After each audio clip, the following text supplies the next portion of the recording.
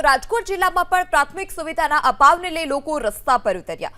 Bhavnagar highway પર આવેલું માંડડુંગર ગામ કે જેના આ દ્રશ્યો છે, જ્યાં ગામમાં પ્રાથમિક સુવિધા મુદ્દે અવારનવાર રજૂઆત કરવામાં આવી। માંડડુંગર ગામ રાજકોટ અર્બન ડેવલપમેન્ટ ઓથોરિટીના વિસ્તારમાં આવે છે। અહીં છેલ્લા 10 વર્ષથી રોડ રસ્તાના ઠેકાણા નથી।